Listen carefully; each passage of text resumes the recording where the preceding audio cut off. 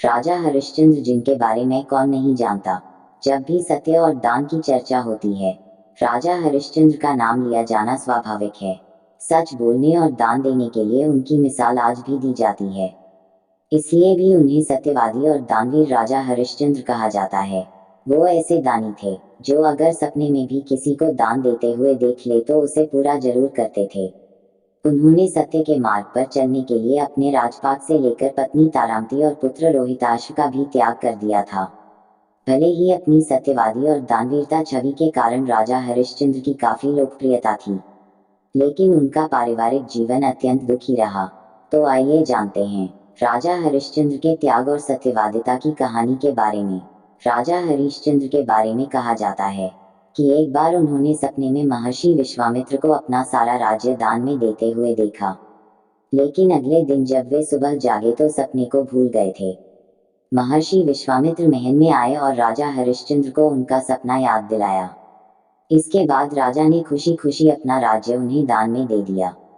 लेकिन दान के बाद दक्षिणा की बारी आई तो वे बोले, गुरुदेव जो मेरे पास था सब कुछ मैंने दान कर दिया, अब दक्षिणा के लिए धन कहाँ से लाऊं। बहुत विचार करने के बाद राजा हरिश्चंद्र ने खुद को बेचने का फैसला किया और काशी की ओर चल पड़े। इधर रानी तारामती और पुत्र रोहिताश्व को एक व्यक्ति ने खरीद लिया। उधर राजा हरिश्चंद्र को शमशान के एक स्वामी ने खरीद लिया। हरिश्चंद्र की पत्नी उस व्यक्ति के घर पर बर्तन धोने और चौका चूल्हा का काम करने लगी। वहीं कभी सिंहासन पर बैठने वाले राजा हरिश्चंद्र शमशान का काम करने लगे। एक दिन राजा के पुत्र रोहिताश्व को सांप ने डंस लिया, जिससे उसकी मौत हो गई। लेकिन तारामती के पास कफन तक के पैसे नहीं थे। तारामती किसी तरह दुखी मन से पुत्र के शव को गोद में उठाकर शमशान पहुंची। लेकिन शमशान पहुंचते ही हरिश्चंद्र तारामती से शमशान का कर मांगने लगे, क्योंकि श्मशान का कर लेना नियम था और वो अपने मालिक की आज्ञा का पालन कर रहे थे।